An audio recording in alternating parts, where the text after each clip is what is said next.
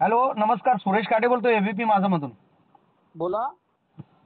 साहेब, आता अक्षय शिंदे यांचे जो अंत्यविधी जो होणार आहे त्यासाठी आज अंबरनाथ असेल, बदलापूर असेल या परिसरामधील स्मशानभूमीमध्ये पोलीस आणि स्वतः अक्षय जो आहे त्याचे आई वडील त्या स्मशानभूमीची त्यांनी पाहणी केली. मात्र त्यांना जागा मिळत नाहीये. अंबरनाथच्या हिंदू स्मशानभूमीमध्ये ते स्वतः गेले होते. त्या ठिकाणी पोलिसांसोबत त्यांनी त्या जागेची पाहणी केली. मात्र लॉ अँड ऑर्डर आहे त्यामुळे वेगवेगळ्या धर्मांचे त्या ठिकाणी लोकांना दफन केलेलं आहे. त्यामुळे त्यांना ती देण्यात येणार नाही असं त्यांनी सांगितलंय. काय कारण सांगितलंय? त्या ज्या ठिकाणी गोसावी समाज असेल किंवा लिंगायत समाज असेल असे समाजाची ती दफनभूमी आहे. त्यामुळे त्यांना त्या ठिकाणी जागा देता येणार नाही आणि कायदेशीर ते अंबरनाथ नगर परिषदेच्या हद्दीमधले रहिवासी नाहीयेत. जे मयत झालेले आहेत ती व्यक्ती, त्यामुळे ते देता येणार नाही असं सीओ जे आहेत नगर परिषदेचे प्रशांत रसाळ यांनी आपल्याला माहिती दिलेली आहे फोनद्वारे. तर नेमकं आता कशा पद्धतीने एक मिनिट मला ऐका. हे तुम्ही मला सांगितलं त्याच्यावर माझा एक प्रश्न असा आहे की जर त्यांनी तुम्हाला ते देत नाहीत, रिझन काय सांगतायत की तिथे गोसावी समाज आणि लिंगायत समाजाची ती जागा आहे. ती लिंगायत समाज गोसावी समाजाच्या मालकीची जागा आहे का शासकीय जागा आहे? जरा सांगता येईल का मला? नाही, त्यांनी असंही म्हटलं की जे स्थानिक रहिवासी आहेत ज्या नगर परिषदेच्या हद्दीमध्ये राहत आहेत त्यांनाच त्या ठिकाणी दफन करता येऊ शकतं कायदेशीर. इतर विभागात राहणाऱ्या अडचण होती बदलापूरमध्ये का नव्हतं दफन करता येत? बदलापूरमध्ये दफन करण्यासाठी जागा उपलब्ध होत नाही असंही त्यांचं अंबरनाथमध्ये होती, परंतु मग तिथे अडचण काय येते? ते अंबरनाथचे बदलापूरचे रहिवासी म्हणून अंबरनाथला करता येणार नाही. बरं मला एक सांगा, कोविडचे जे पेशंट होते त्यांना दफन कुठे केलं? बोला बोला.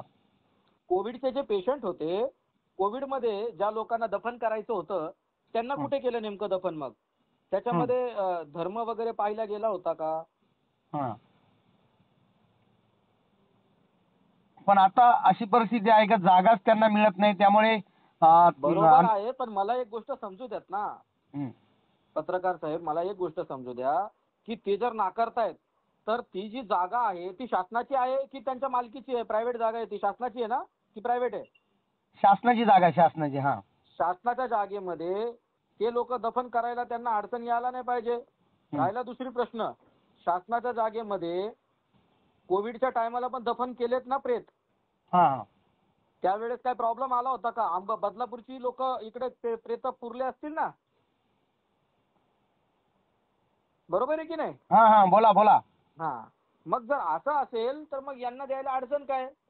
हे काय कारण मला स्पष्ट होत नाहीये. नेमकं लोकांचा विरोध आहे की तिकडचे कोणी पॉलिटिकल्स आहेत मला तुम्ही सांगा, त्या हिशोबाने मी तुम्हाला रिस्पॉन्ड करू शकतो. आता बदलापूरच्या काही नागरिकांशी आमचं आज बोलणं झालेलं आहे. आम्ही बोललो, त्यांचे इंटरव्ह्यू देखील घेतलेले आहेत. त्यांनी स्पष्ट सांगितलेलं जी घटना झालेली आहे ती होऊन गेलेली आहे. कुठल्याही पद्धतीचं ज्या व्यक्तीने जे काय कृत्य केलं त्याची सजा त्याला मिळाली आहे. मात्र दफन करण्यासाठी किंवा त्याचा अंत्यविधी करण्यासाठी बदलापूरकरांनी विरोध करू नये असे काही लोकांनी हे केलेले आहेत. म्हणजे लोकांना आव्हान केलेलं आहे. त्यांनी त्या पद्धतीने त्यांना सांगितलं की आता तुम्ही विरोध करू नका, जे झालंय ते झालंय, पण आता दफनविधी किंवा अंत्यविधी करण्यासाठी त्यांना विरोध करू नका असंही देखील काही नागरिकांचं मत आहे. मग नेमकं विरोध करतोय कोण? सामान्य नागरिक तर विरोध करत नाहीत असं तुम्ही सांगताय, मग विरोध करतोय कोण? पण आता दिवस होत गेले, तिसरा दिवस आहे साधारणतः. अंत्यविधीला म्हणजे जागा मिळत नाही म्हणून होत नाही. तुमचं पाऊल काय असणार आहे पुढे? हे कायद्याला धरून नाहीये. आता हे जे तुम्हाला सांगतायत काय माहिती नाही.